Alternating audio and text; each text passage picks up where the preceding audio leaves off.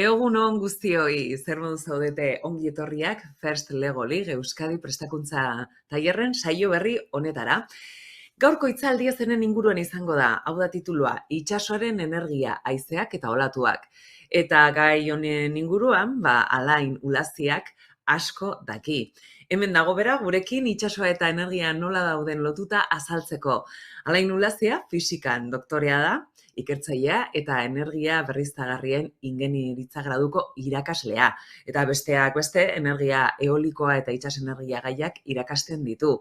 Lo dicho, la sesión de hoy tiene por título La energía del mar, viento y olas. Y aquí tenemos a Alain Ulacia, que es doctor en física, investigador y profesor de energías renovables, imparte cursos sobre la energía eólica y la marina, y nos hablará acerca de la energía que genera el mar. Ongi etorri izan zaitez, Alain, gaur gai interesgarri bat dakarkizu. Bai, kaixo, egunon, bai, dan hori, gainera gaur itsasoa ere harro egongo da, orduan aldeak egun egokia olako itsasoaren energia hitz egiteko. Hori da. Beti da gai ona itsasoaz egitea, eta gaur gainea bereziki harrotuta eta aztoratuta daukagu.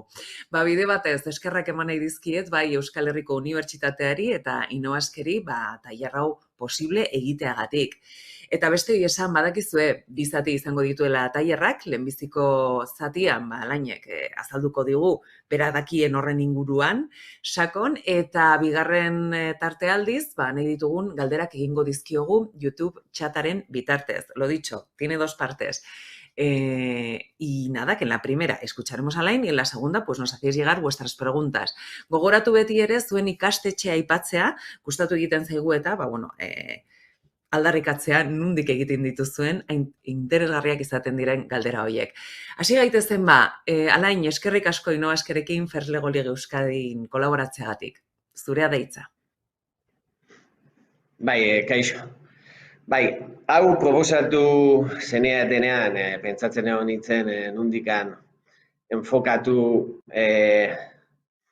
asuntoa, eta, guk taldean, eolo izeneko EHUko taldean, inguru giro, meteorologia eta klima aplikatzen du energia berriztagarrien ikerketara.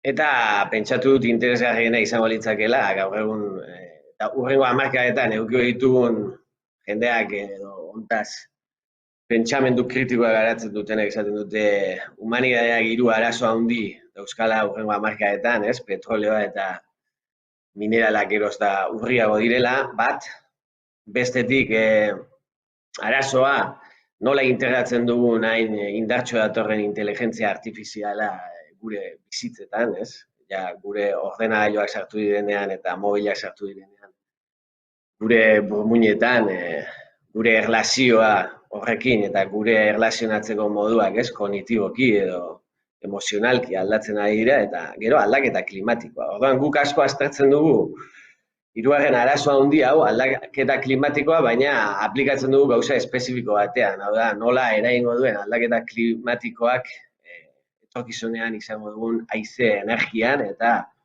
olatuen energian, eta haize energia hitz egiten dudanean guk esaten dugu offshore, itsasoan. Itsasoan aztertzen dugu batez ere haize energiaren potentziala eta nolako izango den energia horren evoluzioa hurrengo hamarkadetan erabiltzen panel internazional batek intergubernamentala esaten dugu, da gobernu anitzetako hainbat zientzilarik klima iragartzeko erabiltzen diren zentro teknologiko eta konputazional potenteenek egindako simulazioak batuta, hor badaude koordinatuta hainbat konsensu, gauzak simulazio hauen nola egin, ze parametro diren garrantzitsuenak, aldaketa klimatikoari dagokionean. Noski, temperatura da ezagunena, danok hitz egiten du berokreta globalaz eta etorkizunean planeta geroz eta beroagoa izango dela.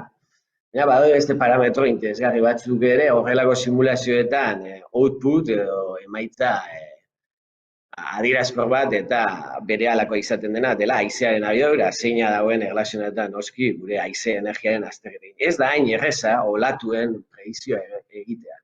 olatu bat, itsasoko olatu baten kausatzat egiten denean eredu fisiko bat, haizea hartzen da horren kausa nagusitza. Hau da, haizeak arrotzen du itsasoko gainazala eta horregatik sortzen dira olatuak. Orduan, ide bat egin dezazuen, horrelako kalkuluak egiten direnean ze olatu izango ditugun etorkizunean, edo horrengo eta laborduetan, haizeak itsasoarekin daukan elkarrekintza hartzen da, ez? Kontu. Holako gauzetan ibiltzen gara, eta lehenengo nahi nuen nabarmendu, ez? 3 arazo aipatu ditut, ez? 3. aldaketa klimatikoarena zeinen garrantzitsuen nire ustetan. Hemen bideo bat daukazue, linkean sartzen bagara ikusiko duzue nola hurrengo hamarkadetan eta konparatzen historikoki hurrengo urteetan nola evoluzionatuko duen planetaren temperaturak, bideoan ikusten da poliki-poliki nola doazen anomaliak gorritzen eta geroz eta beroago izango dela neta. Hau bideo oso ezaguna da, NASA-arena eta Estatu Batuetako energia berriztagarrien zentroan eta daude horrelako azterketak, hor anomalia ikusten da, nola gaur egungo bataz bestekotik -2 eta -1 gradu, ez? Gradu bat gutxiago, 2 gradu gutxiago zeuden. Mendea ziren eta ja orain, ez? Gure hamarkadetan sartzen garinean, justu orain, azkenengo mendeko bataz bestekoa pasatzen ari gara eta nola igotzen ari den gogor eta berotzen batez ere ipar hemisferioan. Hor usten dizuet link hori ikus dezazuen. Lasaiago, baina beroketa globalaren simulazioek temperaturari dagokionez planetak geroz eta energia gehiago xurgatzen ari dela erakusten dute.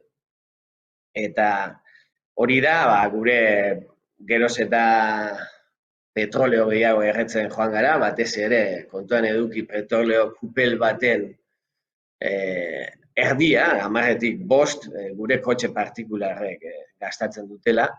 Gero diesela, transportean eta erabiltzen dela, batez ere kamioiek, traktoreek eta garraiobide pisutsuek eramaten duten, egiten duten gastua, ez, dieselarena, hor guzti horretan CO2 edo guk esaten dugu negutegi efektuko gasak daude.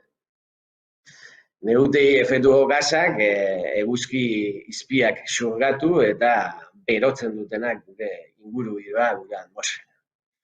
Baina hau askotan esaten da, poliki-poliki, gradu pare bat berotu bada, azkenengo eta proiezioak 3 gradu terdi berotzea baldin badira azkenengo minutetan, ez da hainbeste, ez esaten du jendeak bataz beste. Baina ari da sortzen horrelako domino efekto bat.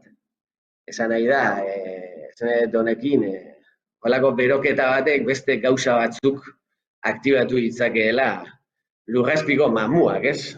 Dituko nukenik, lurrazpiko mamuak. Beroketa horrek, adibidez Siberian, permafrosta edo deitzen den izotz kapa oso handi bat, Rusia iparraldean eta berezko geologikoki oso ezaguna den izotz egitura bat, mendeetan eta milaka urtetan gogor egon den izotz bat urtzen hasi da, eta hor, agertzen hasi dira horlako pitzadurak, zuloak, eta hor milaka urteetan izoztuta egon den izotz hori poliki-poliki urtzen hasten baldin bada barruan, hainbeste urtetan gordeta zeuden gas boltzak, batez ere metanoarenak, askoz ere arriskutsuagoak direnak CO2 baino, metanoak 10 aldiz gehiago berotzen du atmosfera CO2 baino, askatzen hasi dira. Hau da, guk sortutako aldaketa txiki horrek beste mamu, hor lurrazpian zeuden mamu batzuk aktibatu ditu, eta lineala beharrean, ez, guk esaten duguna, beroketa hori poliki-poliki izan beharrean, batean egon daitezke igoera handiak hurrengo hamarkadetan eta mendeetan horrelako domino efektu, espero ez ziren domino efektuengatik. Beste bat da, beste efektu bat, hau guztia azeleratuko duena da, Artikoko eta Antartidako izotzak urtzerakoan, beraiek egiten duten ispilu efektua desagertu egiten dela. Hau da, izotz plaka ikeragarri hauek, hektareak eta hektareak Antartidan eta Artikoan eta dauzkagunek, ispilu bezala, eguzki argizpiak kanporantz islatzen dituzte eta freskatu egiten dute gure mundua. Baina horiek urtzen doazen heinean, beraien ispilu efektua desagertzen joango da, orduan beroketa ere beste arrazoi bat gehiago dela medio azeleratu egingo da, ez bakarrik gure CO2 isurketengatik. Hori izan da bakarrik guztion martxan jarri duen hasierako dominoko fitxa. Orduan, klima aldaketaren garrantzia ohartarazita, hori nahi nuen ohartarazi, energia hainbeste xurgatzeak atmosferak, bero moduan, ekarriko dituena da, asko berotzen denean aire masa bat, aire masa horiek vertikalki igo egiten dira, beroak gora joaten dela, Ekuadorean adibidez. Eguzkiak jotzen du, egun guztian zehar, eta aire masa beroak gero gorantza igotzen dira eta depresioa sortzen da. Guk esaten dugu presioa jaitsi egiten dela hor, eta depresioa sortzen den toki horrek xurgatu egiten ditu inguruko haizeak. Haizeak horregatik sortzen dira, presio diferentziengatik. Haizeak geroz eta bortitzagoak izango dira, eta haize bortitzak geroz eta maizagoak dira, eta ondorioz, lehen esan dudanagatik, haizeak ozeanoarekiko elkarrekintzan geroz eta olatu handiagoak ekarriko ditu, eta muturreko olatuak deitzen direna, 25 metrokoak gure kostan, geroz eta maizago ikusiko ditugu. Hau da, beroketa globalaren beste efektu bat, beti hitz egiten da, izotza urtu ahala, uraren maila gorantza joango dela, ez dakit zenbat zentimetro, eta jendeak esaten du, metro erdi igotzen bada ez da inbeste, baina igotzeaz gain, bataz beste uraren maila hori, kostara etorriko zaizkigun olatuen bortizkeria geroz eta indarra eta hauen maiztasuna geroz eta handiago izango da. Hemen ikusten duzuen Nazareteko olatu famatua bezalako olatuak ikustera iriz gaitezke igual geroz eta maizago Kantaurin. Egon naiz kalkulatzen, zuek idea bat eduki dezazue, guk olako ekuazioak erabiltzen ditugu olatu baten energia kalkulatzeko. Eta orain bestera nator, nola egin kontra hainbeste CO2 isurketeri, jakingo dezuenez, energia modu berriztagarri batean sortzen, ez CO2 isurtze ez duten iturriak erabiltzen, hau da energia berriztagarriak. Energia eolikoa edo hain ezaguna ez den olatu energia. Olatu honek ze energia dauka, ez ideia bat. Olako olatu batek ze energia eduki dezake. Gure kostan, 2 metroko olatuak dira bataz beste tipikoak. Periodoa, hau da, olatu batetik bestera pasatzen den denbora 10 segundu izaten da. Zuek idea bat eduki dezazuen, olako olatu batek egiten ditu 10 metro segunduan. Hau da, Usain Bolten abiaduran, ez? Usainen abiaduran. Joango litzake olako olatu erraldoi bat, eta 100 metroko olatu frente bat hartu ezkero, imaginatu zuek arranoa bezala itsasoan gainetik ari zaretela begiratzen itsasoa olatu ikusten duzuen lerro bat bezala, ez, goitik. Inoiz menditik itsasoa ikusten baduzu, ikusiko duzu olatuak frente horiek, lerro horiek kilometroak eta kilometroak ikusten dituztela. 100 metroko lerro bat hartu ezkero, eta olatu tipiko bat hartu ezkero, 1000 kamioi Usainen abiadan gure gainera etortzeko moduko energia dakar olako olatu bat. Orduan jendeak esaten du, nola? Ez dakigu hori oraindik aprobetxatzen, ez da hain ezaguna horren aprobetxamendua. Itsasoaren, batez ere, itsasoaren bortiztasunagatik. Badaude gailuak, gero erakutsiko dizuet, olatuaren energia aprobetxatzeko, baina beti seguridade sistema oso handia eduki behar izate dituzte inoiz muturreko olatu bat etortzen bada, eta esan dizuedan bezala aldaketa klimatikoekin horrelako muturreko gertaerak geroz eta ohikoago izango dira, segurtasun sistema oso potentea eduki behar izaten dituzte gailu horiek, eta energia xurgatzeko muga zorrotzak eduki behar izaten dituzte.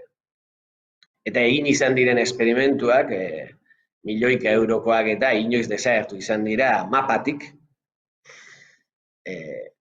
Espero etzen bezalako olatu bortitz bat etorri delako itxasoan, ez?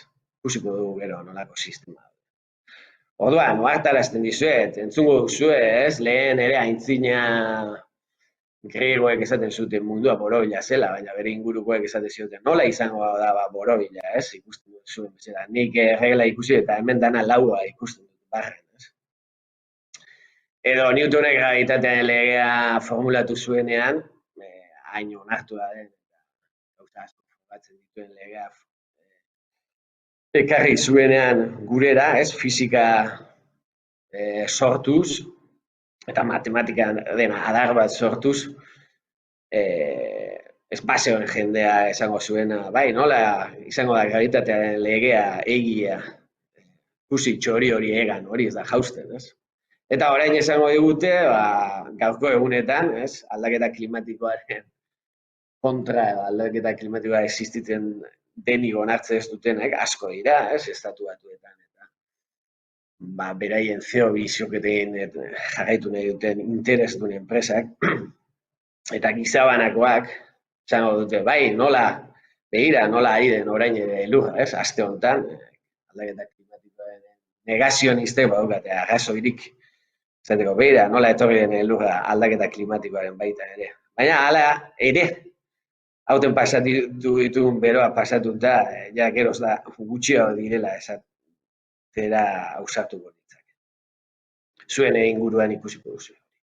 Oda, guk aldaketa klimatikoaren efektuak temperaturari, esan bezala, temperaturari dagokionez aztertzen diran arren, batez ere, eta hori da aplikaziorik ezagunena, simulazio klimatikoak edo proiekzio klimatikoak erabiltzen dituztenen artean oso importantea delako batez ere lehorteen analizirako, prezipitazioa ere asko aztertzen da, ura behar dugulako bizitzeko, hori dago, hori aztertzea dago batez ere modan gure bizimoduarentzat oinarrizko gauza gelako ura lehortea edo temperatura oso altuengatik, aurtengo udan bertan, ez?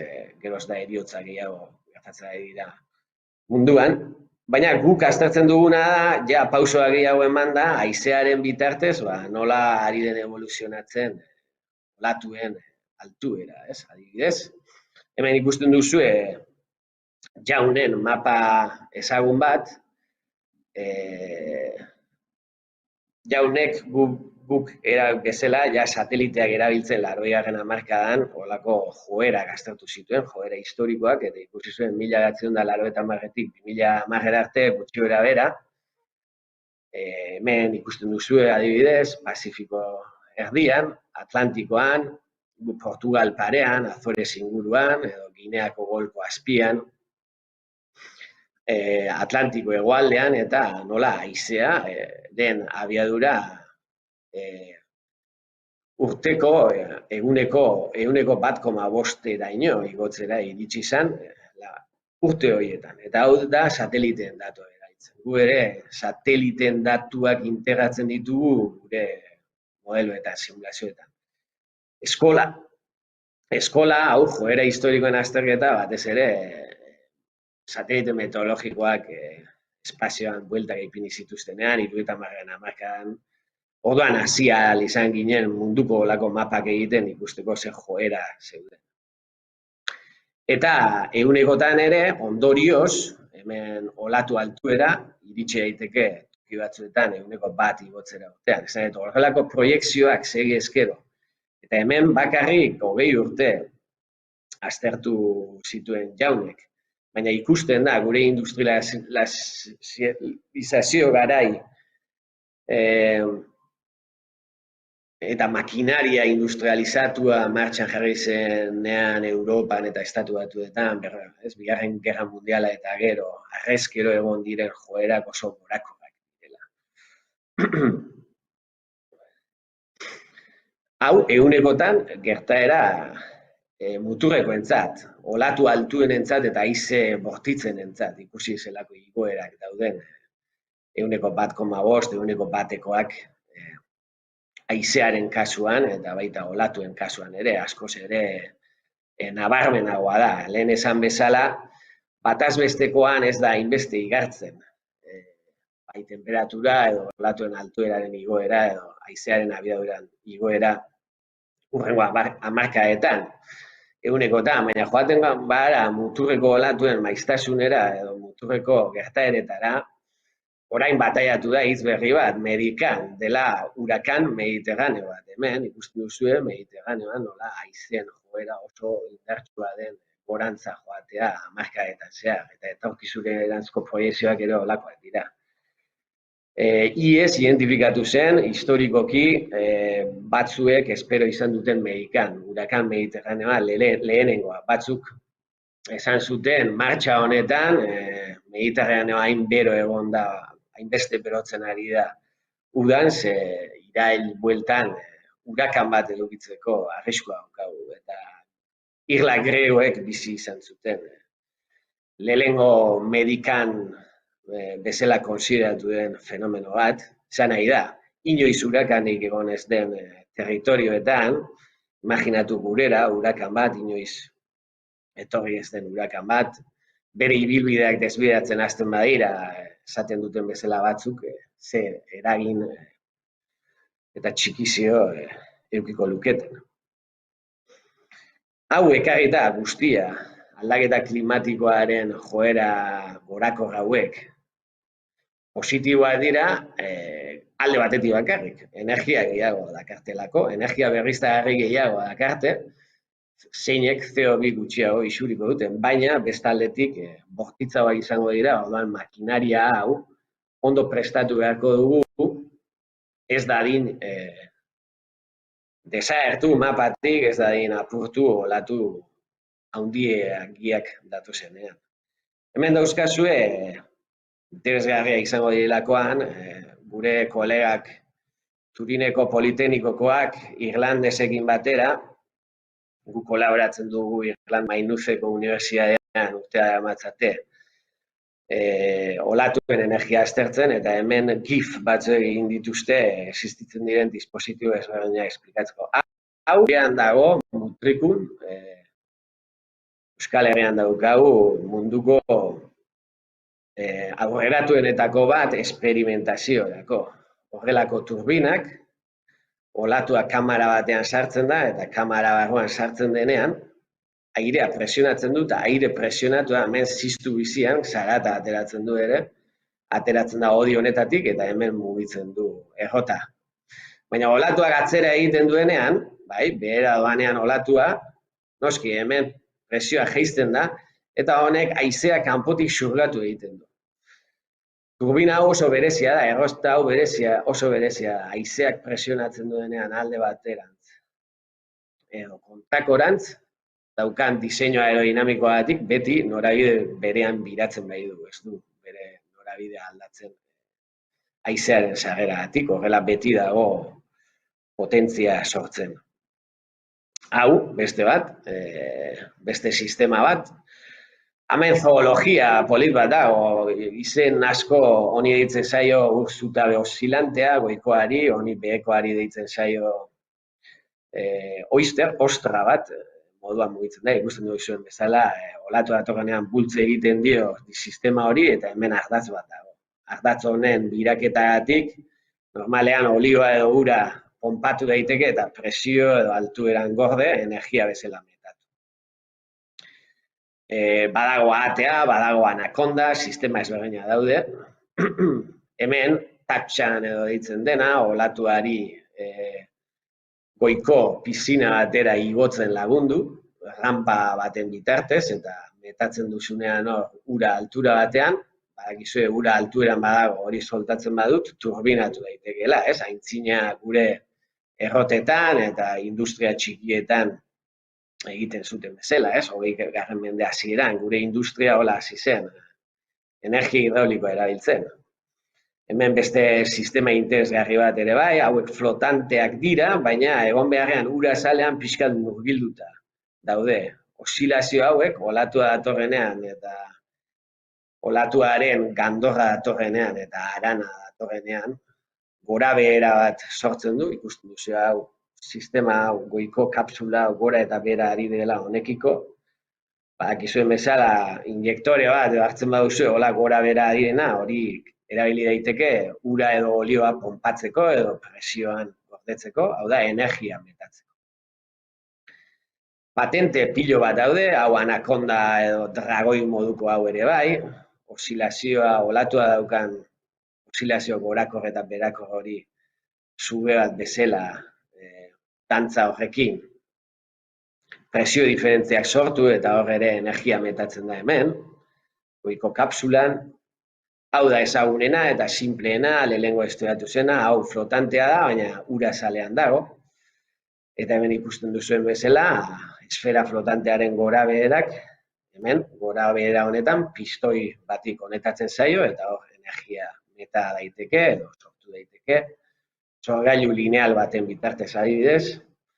Hau ere geroz eta gehiago instalatzen ari dira.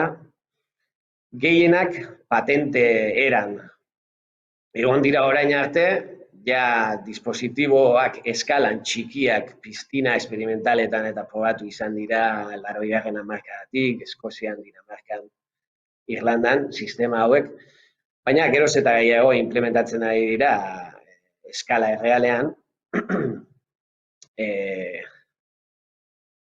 mutrikun bezala, beste toki batzuetan ere. Ez da berdina, hau bezala, kostari lotutako sistema bat edukitzea, edo itsaso erdian, flotatzen sistema bat bueltaka edukitzea. Bueno, horiek utzi dizkizuet, klasean nahi bai dituzu ikusi edo buelta batzuk eman, eta pentsatu beste funtzionatu printzipio batzu daukaten idea baldin badituzue eta patentera bat egiten baduzue etorkizunean, zoologia horri, animali izen hori beste bat gehitu diezaiokezu.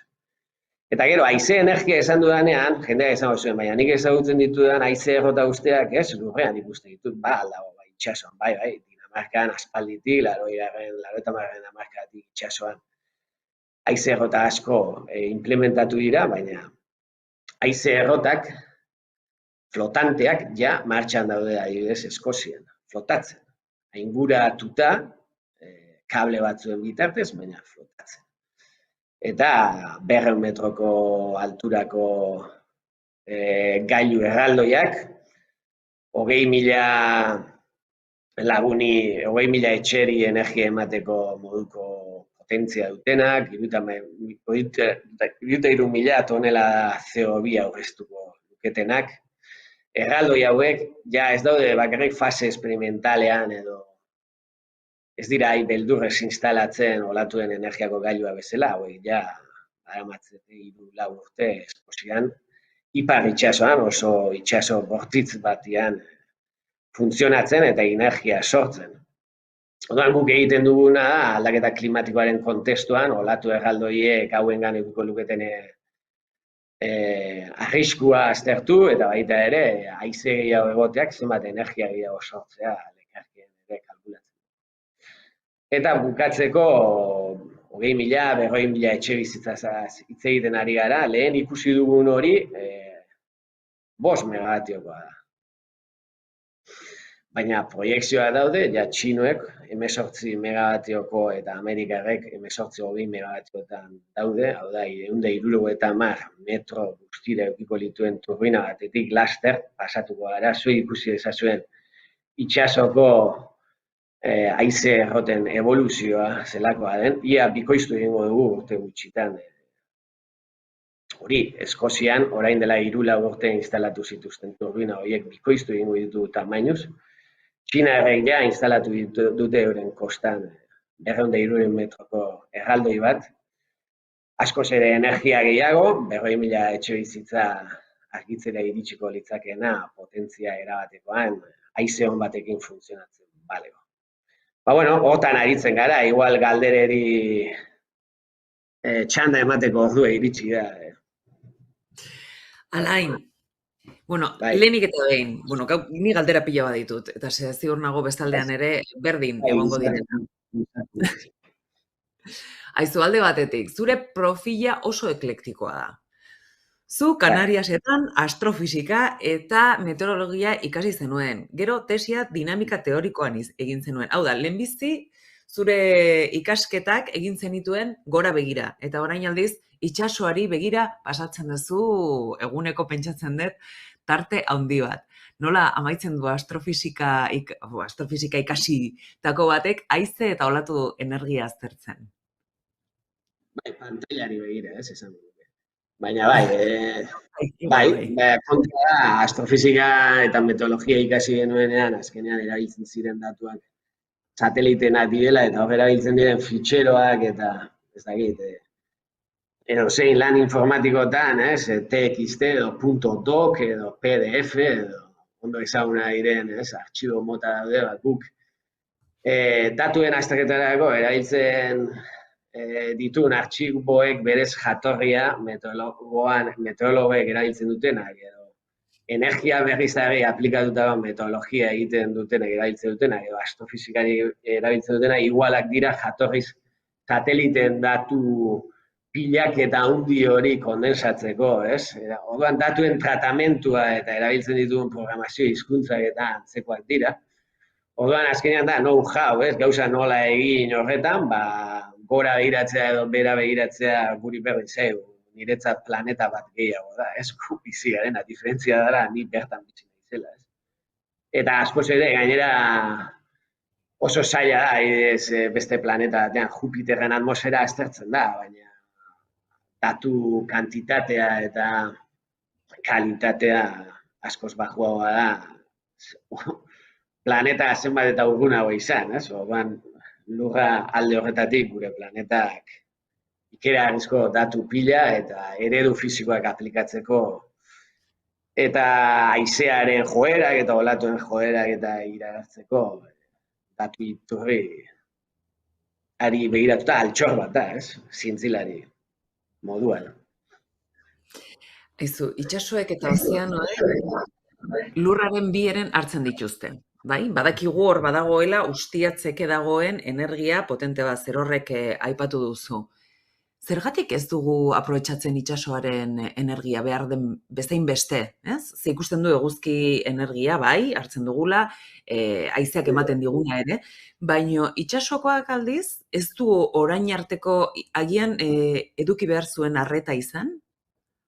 Bai, hor egon zen petrolearen krisian, laurogeigarren hamarkadan, hirurogeita hamarekoan eta eskoziarrak, britanikoak eta asko inbertitu zuten, berez lehenengo piztina handiak olatuak simulatzeko egin zirenak unibertsitatean eta Eskozian egindakoak, han sortu zuten AAT izeneko gailua, baina gero zentral nuklearrak etorri zirenean edo, bueno, energiaren prezioaren jaitsiera ekarri zuela, eta beste historikoki energiaren historiatik berriz ere desagertu egiten da itsas energien ez azterketa. Baina orain beste boom batean gaude. Batez ere haizeari dagokionez. Itsasoko haizea lurrekoa ez bezala askoz leunagoa da, ez da inturbulentoa eta aprobetxatzeko errezagoa da. Intensoagoa izateaz gain, ez?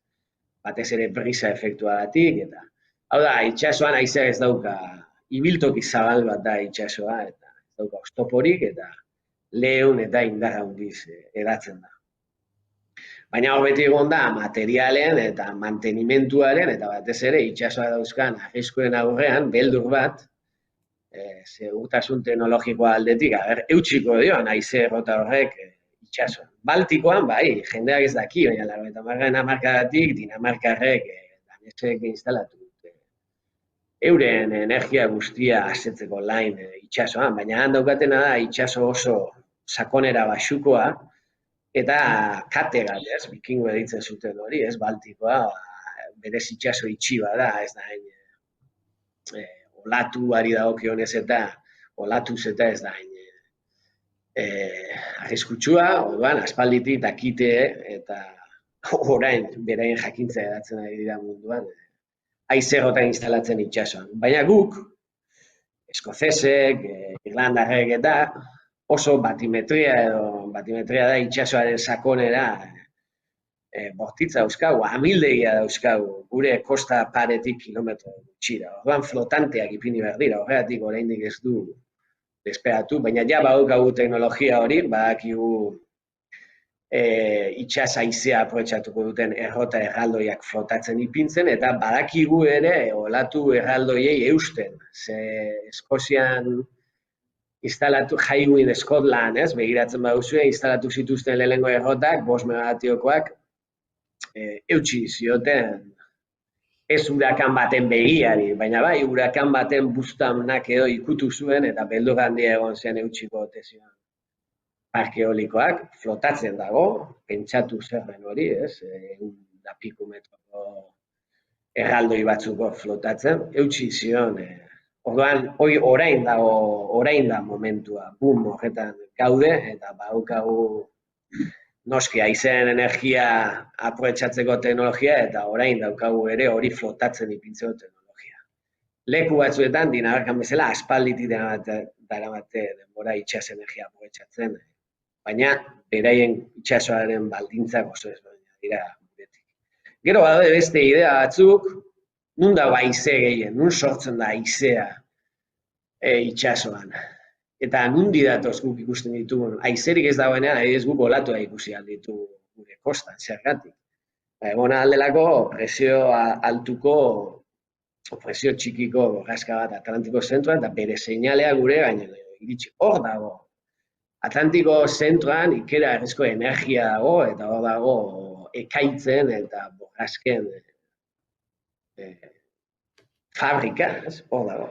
Eta batzuek, adibidez, frantziarrek badauzkate idea batzuk, itsasontziak gara eraman, haizerrotekin han egon, haize hori aprobetxatzen eta itsasontzia bete hidrogeno. Hau da, ura den molekula apurtu eta hidrogeno moduan metatu energia.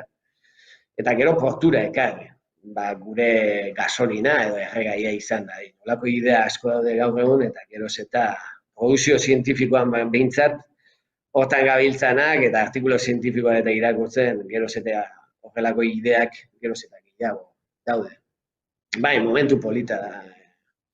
Oso momentu rokeroa dela esango nuke. Ona. Agarria da bintzet ere entzutea. Gazteak behar dira. Eta gazteak adibidez zer ikasi beharko lukete arlo honetan euren ogibidea edo garatzeko? Ze motatako... Euskal Herriko Unibertsitatean, Eibarren, 10 urte daramatzagu energia berriztagarrien gradua ematen, hemen bi asignatura daude, energia eolikoa eta itsas energia, guk ematen ditugunak, eta bakarrak gara estatuan energia berriztagarrien gradu bat gurea bezalako 4 urtekoa ez dago, masterrak badaude, hau da, zuk ingenieritza bat egin da ero, master bat espezializazioa egin zeinke energia berriztagarrietan, baina 4 urteko gradu bezala hemen, Eibarren, gainea Euskal Herrian erdi, Bilbotik, Donostitik, Gasteiztik, Iruñatik, erdi-erdian gaude. Hemen etortzen dira Euskal Herri guztiko residentzia daukagu, Euskal Herriko guztiko Nafarrak eta Arabarrak eta denetik elkartzen gara, ikaslea pila bat etortzen dira. Eta gero badaude masterrak kanpoan, haize energian dudaria ikasketa honenak Dinamarkan daude, aspalditik ari delako hortan, Alemania ere, eta gero kanpora joatea, hemen ikasketa batzuk egin da gero, master bat edo kanpora joatea, eta hor lana dago, bai, baten ibiltze zarela, lana dago, bai, ikerketa aldetik, eta hori oso polita da, idea berriak ere beharko dira. Baina baita ere egite, ez bakarrik ikerketa teoriko edo marrazkian geratuko da horretatik, baizik egin beharra ere badago, itsasora joan egin beharko da, operazioa eta mantenimentua, hor lan pilo bat sortuko da, horrelako sistemen mantenimenturako, ara joan behar delako, eta tekniko espezialista bat izan beharko zarelako, ara iritsi eta gauza konpontzeko. Bai. Ez da txarra, ofizina itxasoan. Zeun nola daramazun, ni itxasoa joan izan izenean, gizu batzuek genetikoki itxasoko gorabeherak eta bazkaldu ondoren edo nola eramate dituzun edo horren arabera, ez? Batzuk genetikoki oso ondo moldatzen dira, ez? Berezkoa daukate itxasoa ondo moldatzen dira. Beste batzuk itxasoa dagoenean, gau bezala harro dagoenean, ba, gu mutriku bizitatzera joaten gara urtero, eta ikusi, ez? Operazio eta mantenimentuan lan egin nahiko luken batek, ez? Bertara joan eta konpontzen. Mutrikura bertara joateko ere, eta mutrikuko olatuen energia aprobetxatzeko gailu hori kostan 10 urte egin integratuta ditu dago. gainera aurten, 10 urte, ez dela gutxi. Bai, Bai. Hamarkada bat, ja, mutrikun bertan, hemen etxe ondoan, zerbait aurrerapen handiak eramaten dituen, ez? Tokia dugula bertan, eta bizitagarri dagoela. Azteko predizio ikusi behar izaten dugu, ara joan ahal izateko, imaginatu. Hau da, oso itxaso txarra dago, ura ere ezin da, ez? Bizitatu kostan dagoen zerbait. Imaginatuan flotatzen dagoen zerbait, ez? Horri gu deitzen diogu eguraldi lehioak. Eguraldi lehio on bat ez badago, inor ezingo da joan hori konpontzea. Hori da beste arazoetako bat, baita ere meteorologiatik eta, ez? Aztertzen ari garena. Lehenago komentatzen egon gara, ezta? Egia da erregaia oso garesti dagoela gaur egun, eta badago haizeaz erregai berdeak sintetizatzerik itsasoan? Hori posible da? Bai, hori lehen aipatu dizuetan, frantsesen adibidea hori da, ez? Bueno, badago estudio teknoekonomiko bat, Nanteseko unibertsitateko ikertzaileena esaten duena, ikusita gasoilaren eta petrolioaren prezioaren evoluzioa, eta agortzea, beraz, agortu dela garestiagoa izango da. Egongo da momentu bat non erregaia sintetizatzea merkeagoa izango den, eta hori hurrengo hamarkadetan izan daitekeela diote batzuk. Orduan, idea da, lehen esan dudan, haize energia, eguzki energia edo olatune energia erabiltzen, ez eraman elektrizitate hori zuzenean gure etxera, baizik elektrizitate horrekin ur molekula hautsi eta hidrogenoa sortu. Hidrogenoa metatzen baduzu, hidrogenoa bera ja da vektore energetiko bat. Gertatzen dena da, haize energiatik elektrolizerako transformazioan, prozesu hortan, etekina ez dela oso ona. Ehuneko 50%koa da, orduan hor lan asko dago ere ikerketan nola hobetu etekin hori, baina hidrogenozko kotxea edo, ja batzuk esaten ari den bezala, hidrogenoa CO2arekin kombinatuz egin guk orain erabiltzen duguna bezalako erregai likido bat, gasoila bezalakoa, diesel sintetiko bat, baina, klaro, prozesu horren etekine igual ehuneko oso bajua izango zen, ehuneko 10%koa. Noiz iritsiko da hain etekin bajuko prozesu bat ekonomikoki konpetitzera gasoil, petrolioaren prezioarekin, hori da galdera. Azkena irakurri duena da, ez da itsasoan, baina bai itsasotik gertu, Txile hegoaldean, Ushuaian eta Ushuaiarutz, hor dauden lautada, Andeen azpian dauden lautada ikaragarri horietan, hektareak eta hektareak erosten ari omen dira enpresa automobilistikoak. Haize errotak ipini eta ura elektrolizatu, CO2 kaptatu eta erregai sintetikoa egiteko. Zergatik, hor daudelako haize antartikoak. Haize ia antartikoak, aire oso hotza, oso densoa, eta bataz beste gure leku honenak, gure mendio honenean baino, hango abiadura da bikoitza. Ikeragarrizko energi potentziala dago. Orduan esaten ari dira hidrogeno sorkuntzarako gune ikeragarri bat bihurtu daitekeela, ez? Eremu hori non hidrogenoa sortu beharko den, eta gero ekarri itsasontzietan, transatlantikoetan, ez? Banatu mundu guztiren. Holako ideak omen dabiltza bueltaka, baina askotan hor dabiltzanek gu baino askoz lehenago ja erabakita edukitzen dituzte gauza eta badakizkitetik ez dakizkigunak. Izaten da, hori pasatzen da maiz, bai. Bestaldetik etortzen zait burura, Alain, uraren adibidez kudeaketa hemendik ez askora pentsatzen dut ere arazo bat bihurtuko dela. Ezta? Eta badakite olatuen edo behintzat entzuna dut, olatuen energiak ere ura gatzgabetzeko ere erabili daitekela. Hori horrela da? Ze hori interesgarri izan daiteke horretan ere aplikatzeko.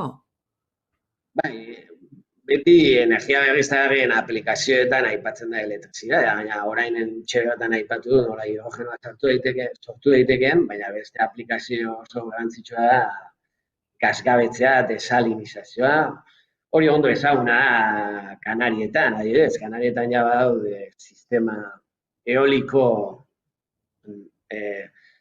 itsasoko urari gatzakentzeko sistema eolikoa dira implementatuta Gran Kanarian, eta geroz eta proiektu gehiago daudean, ikeragarrizko potentzial eolikoa daukate, batez ere uda eta udazken sasoian, alizio haizeengatik, eta hor hilabete horietan ur geza asko produzitu dezakete beraien etxe bizitzen eta hotelen erabilerarako. Haizea erabili daitekeen bezala, erabili daitekeen noski beste energia iturriak, olatuak, edo kombinazioa, zergatik ez, olatuak neguan indartsuagoak izango direnak panel fotovoltaikoarekin, eguzkiarekin hibridatu, eta udan olatu gutxiago dagoenean eguzkia erabili, eta alderantziz, edo hibridazio hirukoitz bat, bai. Baina bai, gatza kentzea da aplikazio oso garrantzitsu bat. Edo adibidez, erabili daiteke ura ponpatzeko, urari altuera emateko. Ura baldin badukazu, baina hori banandu nahi baldin baduzu, egin beharrean elektrizitatea sortu zuzenean, ponpatze sistema mekaniko batekin urari altuera eman, eta ura altuera batean dagoenean hori ja banatzea hirian edo herrian oso erreza da, ja alturagatik berez. Uraren ponpaketa sistema eolikoak oso ezagunak dira, adibidez Latinoamerikan, baina hemen bertan ere Nafarroa, Riojarantz bazoazte, ikusiko duzu Far West, bezalako errota batzuk, ez direnak elektrizitatea produzitzen ari, baizik ari direnak lur azpiko ura ponpatzen. Zenba gauza egin daitezken, eta komentatu dut zerbait oso garrantzitsua, eta da hibridazioa. Gutxitan, aipatzen da, gauza guzti hauek, energia ustiak eta prozesu hauek bateratu daitezkela eta zerbait berria ere sortu. Bai. Berez, gu honetan gabiltzan ontzat, eta gainera metodologiantzat da gure problema favoritoa. Ez da aipatzen, baina gure problema favoritoa da ikustea zein diren toki optimoak leku geografiko batean, kombinatzeko adibidez, eguzkia eta haizea. Edo itsas eremu batean zeintzu diren toki egokionak kombinatzeko olatuak eta haizea. Bai. Eta hibridazioa hirukoitza izan daiteke, noski, ja lurrean gaudenean eguzki panela sartzen. Baina geroz eta proiektu gehiago daude, itsasoan, noski itsasoa ja badia batean edo kostatik gertu, eguzki panelak flotatzen ipintzeko proiektuak, ez bakarrik itsasoan, baita urtegietan ere, ze urtegi batean eguzki panelak ipini ezkero, eremu hektarea asko aprobetxatzen dituzu eguzki energia xurgatzeko, baina gainera uraren lurruntzea eragozten duzu. Urtegiek ur asko galtzen dute udan, bertako ura lurrundu egiten delako, noski. Eguzki panel flotantea ipini ezkero, uraren lurruntzea eragozten duzu. Eta azkena, aipatu ez duguna, energia hidraulikoa, ez? Ze olatuen energia hidrodinamiko bat da, mugimendua-gatik. Energia hidraulikoa da, zuk ura metatzen duzunean mendian altuera batean, euri ura edo zuk zeuk ponpatu duzulako gora, hori gero soltatzen baduzu, eta behean errota bat ipini, energia asko sortu daiteke. Oso prozesu efikaza da, ia 180%, guk badakigu horretaz, Euskal Herrian horrelako sistema asko daude, Oñatiko udaletxean galdetu bestela, zenbat kilovatio ordu sortuko duten daukaten sistema horrekin, ja marka dauzka, daukan han daukaten zentral hidraulikoak, ordan ez ahaztu baita ere energia hidraulikoaz. Edo haize asko dagoenean, eta konsumorik ez dagoenean, zergatik ez momentu hori energia desaprobetxatu beharrean, energia metatu beharrean litiozko bateria batzuetan oso garestiak direnak, eta ez dakit litio hori egongo den etorkizunean hainbeste bateria egiteko. Zergatik ez momentu horretan ura ponpatu, mendian dagoen, alturan dagoen piztina, holako deposito batera, geroan gorde, eta nahi denean hori soltatu eta turbinatu, esaten dugu guk turbinatu, jota batetik pasa altuera. Hori hitz zaio sistema hidroelikoa eta oso efikaza da, eta ez da asko esaten, baina munduan zoriontsuena direnak, hobekien bizi denak, zoriontasun indize hori honen daukatenak, Noruegak eta ia oinarrian bere energiaren, ez dakit, zati handi bat, energia hidraulikoa da. Oso efikaza delako, eta energia hori oso efikaza da, energia hidraulikoa, ura asko daukate, eta horrek ekartzen duena da, elektrizitateen prezioa jeistea, zure enpresa kompetitiboa izatea, eta abar luze bat. Zuk diozuna, politika zain nola aipatu duzun zoriontasuna, eta segun ze energia berriztagarri erabiltzen duzun ere, ze impactu duen, ez? Ze azkenean guk esaten duguna planetaren osasunaren impactuan du, baina gure impactuan, gure osasunean ere, impactu zuzena. Leheno komentatu duzu, eta hau garrantzitsua da, espiritu kritikoaren beharra, ezta? Batez ere ainazkar mugitzen eta garatzen ari den errealitate honetan, eta zera, zein gizarte eredu beharko genuke energia berriztagarriak jada behin betiko errealitate bat izan daitezen 100%. Galdera, oioa eta gaultzana, gizarte eredua ekarriko du energia berriztagarrian oinarritutako sistema ekonomiko bat, edo energia berriztagarriak sartu ahala, horrek gizarte eredu bat erraztuko du. Badaude teoria antropologiko batzuk eta soziologiko batzuk esaten dutenak zuk segun nola sortzen duzun energia, edo ze energia motatan oinarrituta dagoen zibilizazio horren hortasuna ere halakoa izango dela, ez? Claro, petroleoan edo adibidez petroleoan oinarritutako zibilizazio batek dauka dependentzia geopolitikoa handi bat. Petroleoan Tokio hori kontrolatu behar du, orduan militarki indartsuena direnek kontrolatuko dute hori, horrek gartzen duena da gizartearen jerarkizazio bat, ez? Eta gizarte jerarkiko bat, ez berdinzalea edo kapitalista edo boterea metatzea gustatzen zaio, ez? Joera hori daukan, ez? Gizarteak ekarriko lituzkela. Nik galdera modan usten du, hau galdera zera baino, galdera filosofiko bat da. Energia berriztagarrietan oinarritutako gizarteak eta noski, asko zer gutxio konsumituz, noski, hori ez dut esan, baina asko zer gutxio konsumitzen duguna, konsumitzen dugun gauza asko alperrik eta ganora gabekeriatik konsumitzen dugu energia asko. Konsumitzen dugun energia asko kenduko du gure bizitza ez litzai asko aldatu. Eta energia berriztagarrietan oinarrituko du gure bizimodua horrek gizarte berdintasun handiagoko gizarte bat ekarriko luke. Hori galdetuko nuke nik. Asko gola uste du, baina galdera filosofikoa da, ez? Ea ulertzeko eta ikusteko, aukera dugun, ezta? Horrela izango litzakeen edo ez. Zuen eolo taldean, etorkizuneko ze asmo dituzue ikerketari dagokionez? Zer dira hurrengo pausoak? Badaukagu makina ditzen dugu. Badaukagu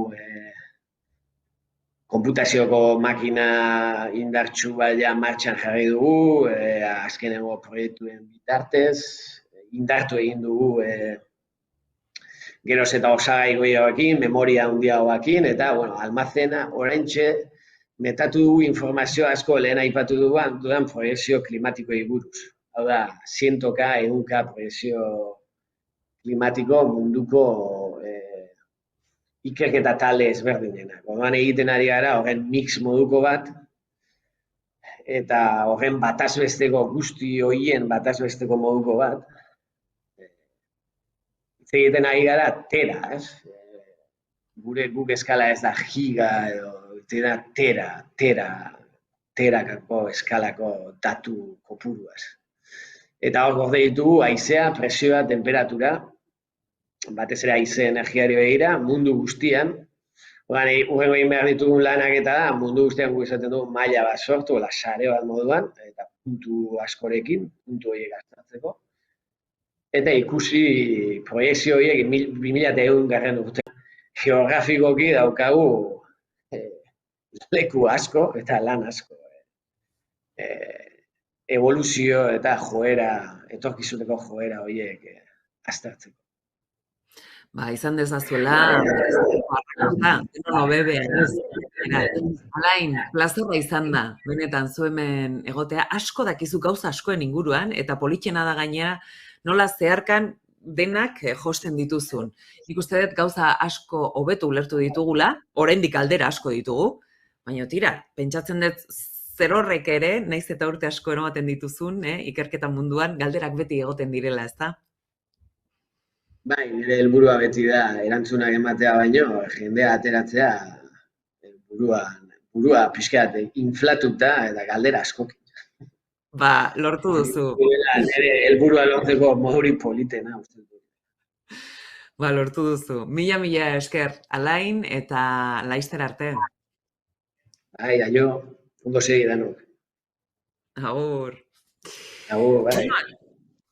Eta eskerrik asko, beste aldean zaudeten guztioi, datorren astelenean, urtarrilaren 23an, beste jardunaldi bat izango dugu, beste tailer bat izango dugu, oraingo honetan Nagore Ardanza eta Julia Kopla, Bilbao Port Labek, Bilboko portuak deskarbonizazioaren alde eta energia berriztagarriak jarduera guztietan erabiltzearen alde egiten duten jarduera berritzailea hitz egingo digute. Beraz, astelenean ikusiko dugu elkar. Mila esker eta laster arte.